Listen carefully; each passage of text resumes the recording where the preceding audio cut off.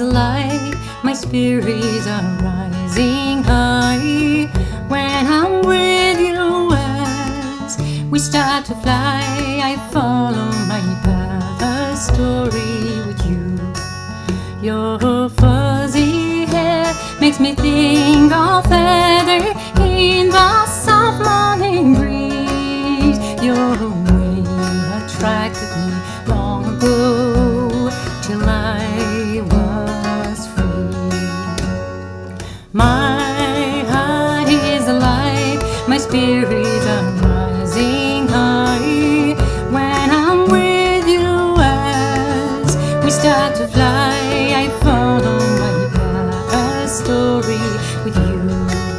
A pearl of my blood was torn from me, despite my will to fight. What I left behind still keeps me strong in my bones.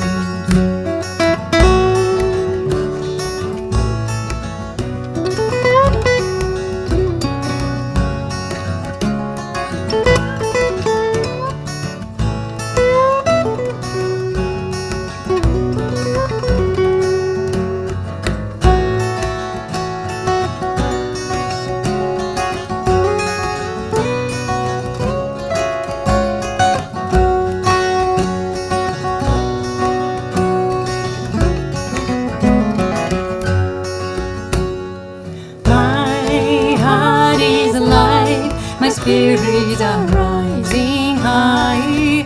When I'm with you as we start to fly, I follow my path, a story with you. But when I feel you here... Hello. Hi. Hello, Ken. G'day, Kris. How are you?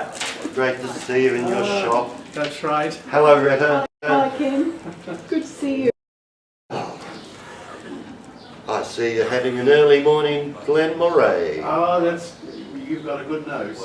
Well, I have. So for me, my passion, my inspiration, if you like, in a social, cultural, as well as, of course, a language point of view, was coming from a rough and ready poetry, not from a reaching for the literary type. However, I did have periods in which I was thought to be, I think, a very kind of overcomplicated poet, a very literary poet. I wrote to the English poet once, Nathaniel Tarn. I'd met him, and I wrote to him from Melbourne. We'd been reading his book, some of us in Melbourne, called The Beautiful Contradictions. And I said, "Do you have long hair?" And Nathaniel Tarn wrote back and said, "No, but I have a hairy heart." Well, they were fabulous times, actually, you know. Yes. And you were at the New Theatre, and that was based around Carlton, was it? No, it was associated with the Communist Party. Okay, Yeah, yep. it was, And where would you put your shows on, Brett? In Sutherland Lane. Sutherland Lane, yes. That was when we met. You were in Sutherland Lane. Yes.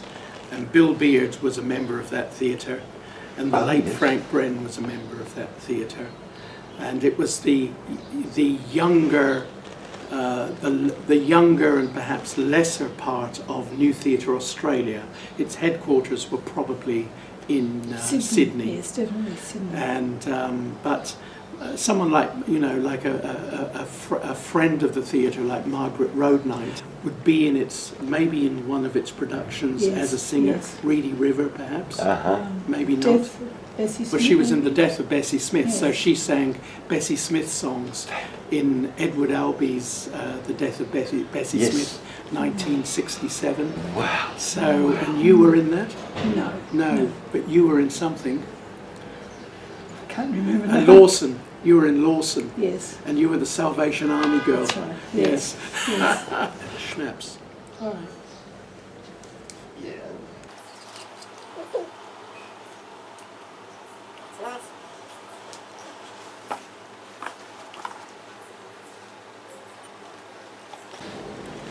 Schnapps drinken, It's Herr really, Ken. well, you taste this, it's really good. Oh, it's a different. Yes, This is schnapps. Isn't this It's a what you butterscotch schnapps. Butterscotch, it's gorgeous. It's now 15 years here. Yeah, well, That's right. Good, close enough. Yes. Yes.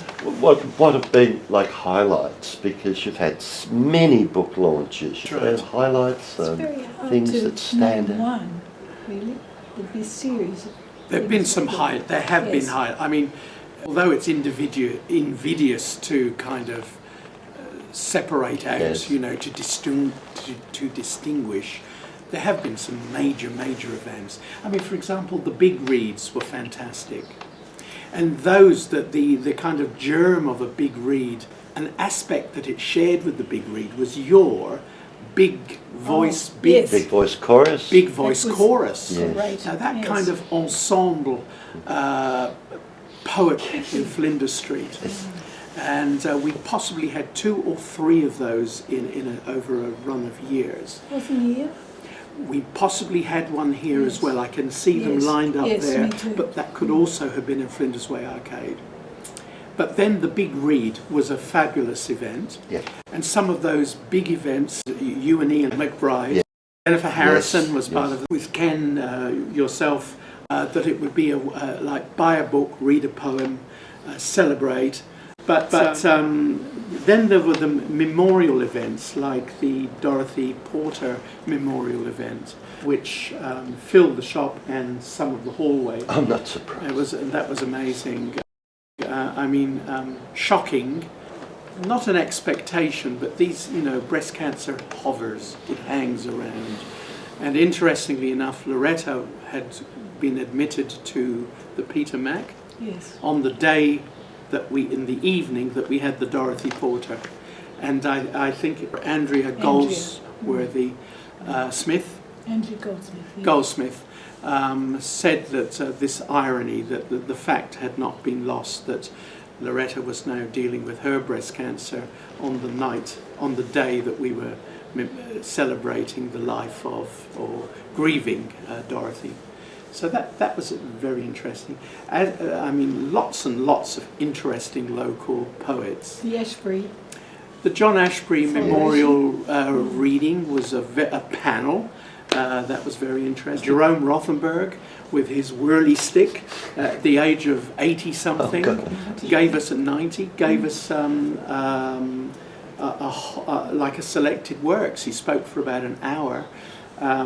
He'd done a symposium a day or 2 before, but here he was as poet and performing poet, and it was a great room and a great occasion. I mean, each reading was terrific. Yes. Each reading, the dignity of having a book, and a locally published book, and someone that's in their own moment, whether they had 5 people in a room or 105 people in a room.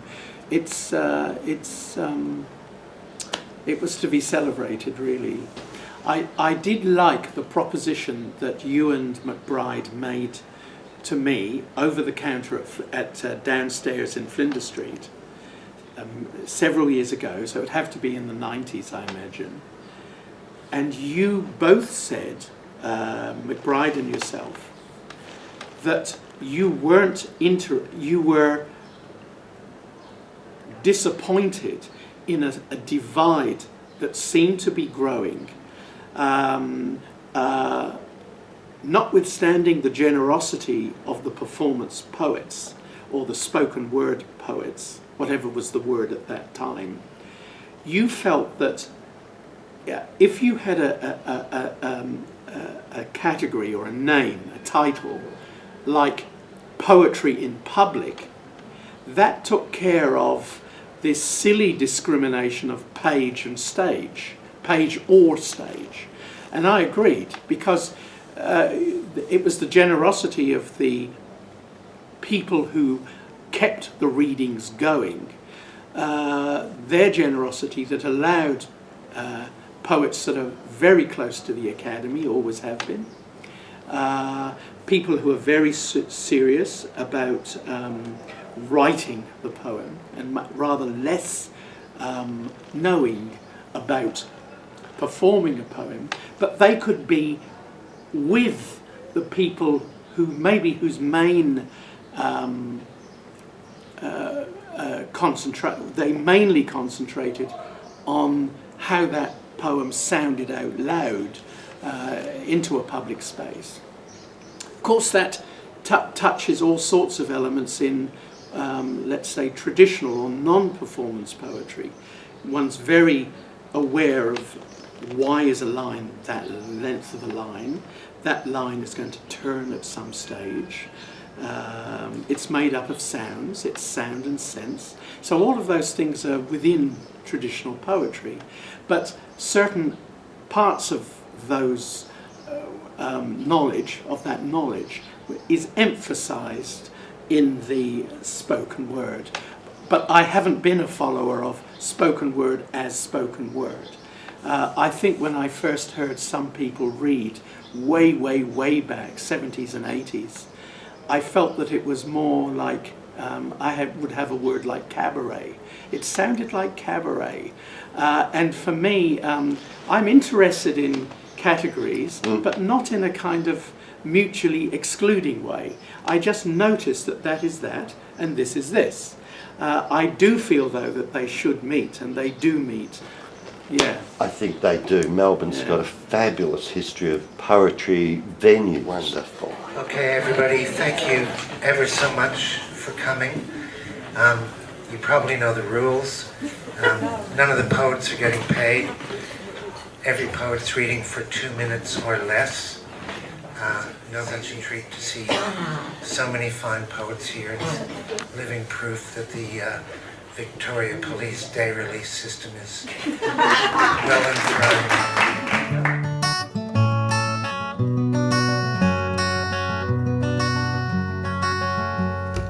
My heart is light, my spirits are rising high. When I'm with you as we start to fly, I follow my path, a story with you.